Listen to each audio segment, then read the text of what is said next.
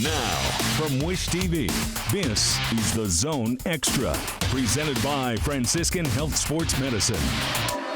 Coming up tonight, it's another week full of high school sports, including the regional round of the football tournament.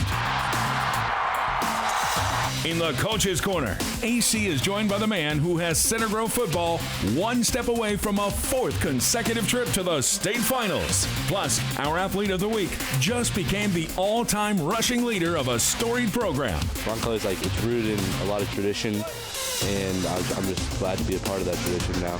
The lights are shining bright on an all-new Zone Extra right now. Hi, everybody. Good evening to you, and welcome to the Zone Extra. I'm Anthony Calhoun. What a great week filled with high school sports action. And our Coach's Corner tonight, he's the longtime Center Grove football coach whose team is seeking a third straight championship. The legendary Eric Moore is here with us tonight in studio.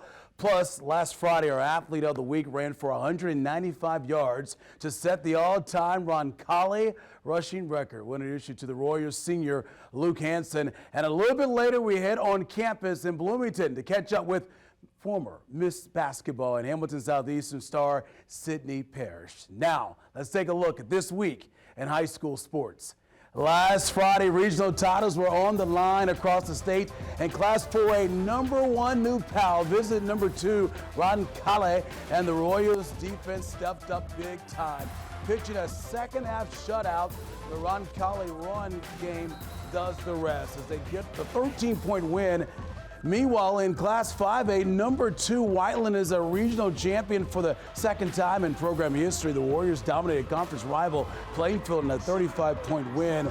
And how about this story in Class 2A? Monrovia entered the tournament on a 7-game losing streak, but the Bulldogs have caught fire in the postseason. This Josie Hand touchdown gives them a regional title over unbeaten Owen Valley.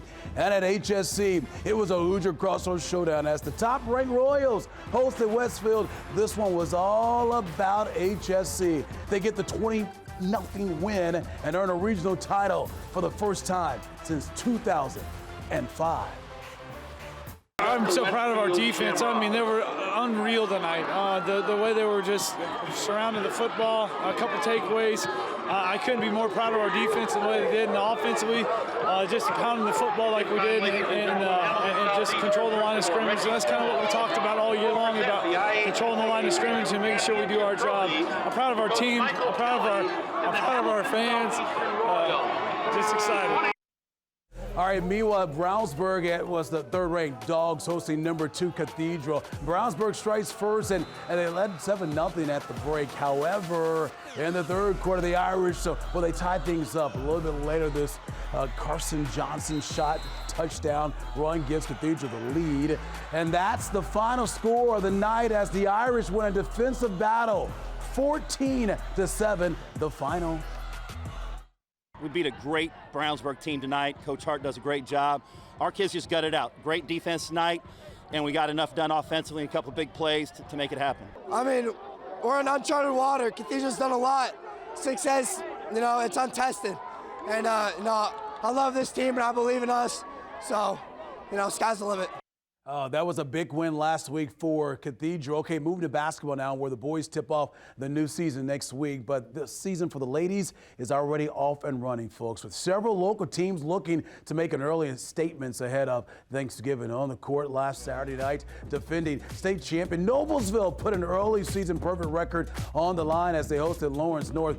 This was a close one most of the night. In the fourth quarter, Lawrence North steals an inbound pass, and senior Monica Williams buries a three to pull the Wildcats within one. Millers have an awesome insight, though, as a freshman Cece Quigley, lays it in to push the lead to 3. Noblesville puts the game away at the line in a 7-point win. All right, let's take a peek at the top of the Class 4A rankings here when it comes to girls basketball. You see South Bend, Washington, #1. HSC #2. The Tigers of Fishers, 3. Bedford North Lawrence, 4. And the Millers of to Noblesville, coming in 5th ranked in the state. And speaking of Noblesville, congratulations to Miller soccer programs.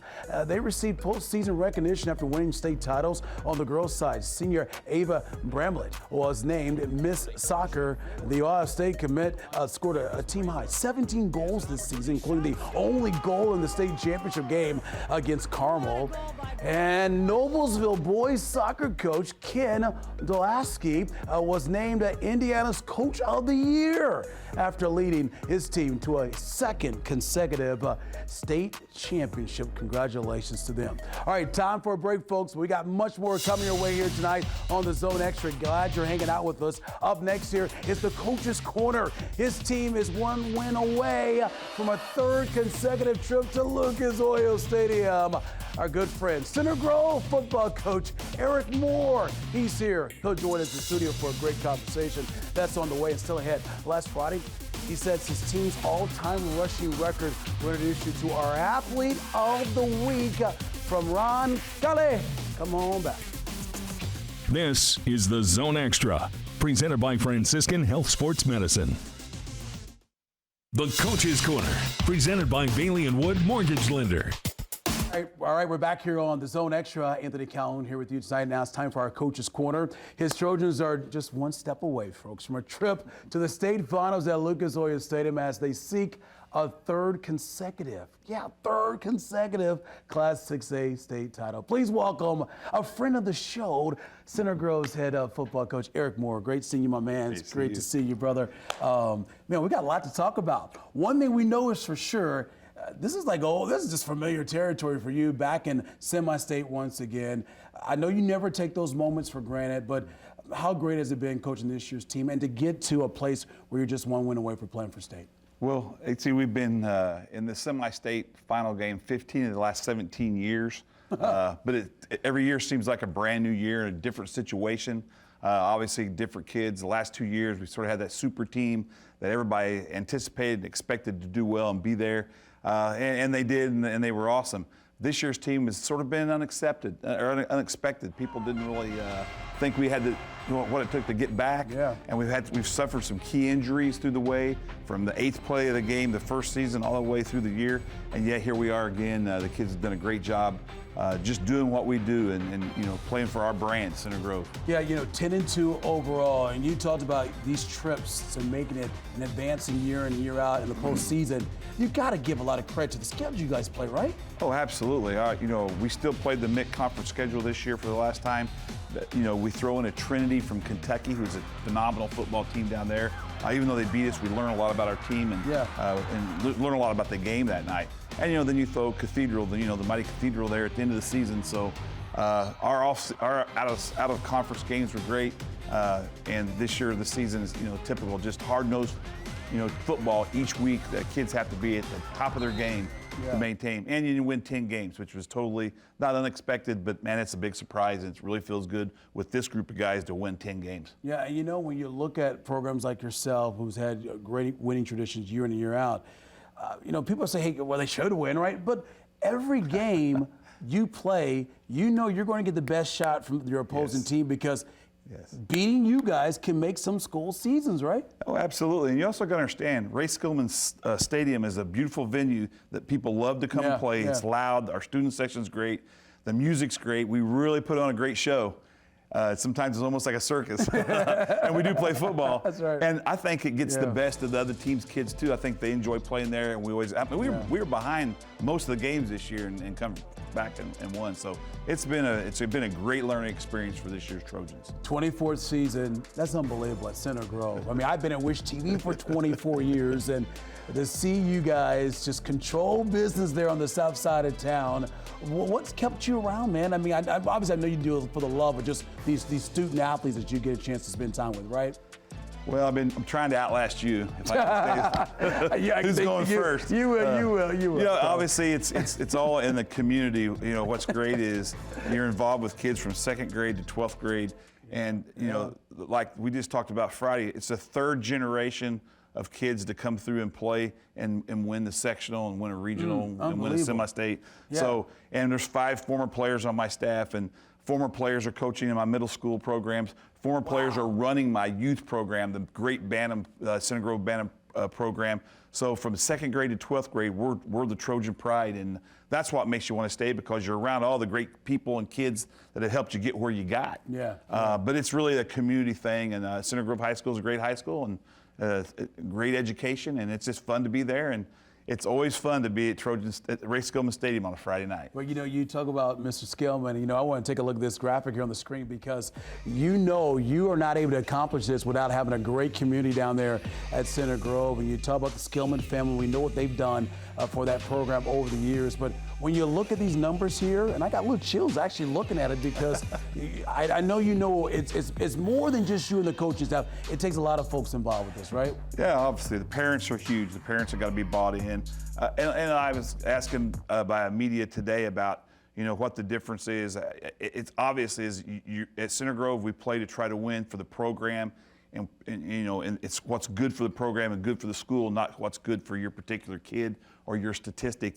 And kids buy in on that. Yeah, we want kids to have great statistics and great seasons, but we really want them to learn the values of being a young man and having great character and playing football down the road and wanting to further their education. It's all good, and just very proud to have been associated with someone for 24 years. It's amazing. I sometimes can't realize it either. Well, you wouldn't be there if you didn't get the job done, and you're getting the job done. I got to ask you about this, because I can't let you leave here, but without asking about this, Cathedral coming up tomorrow night. We know what happened at the latter part of the season. You guys had a huge lead there, pretty much dominating this game, and the Irish find a way to come back and win this game.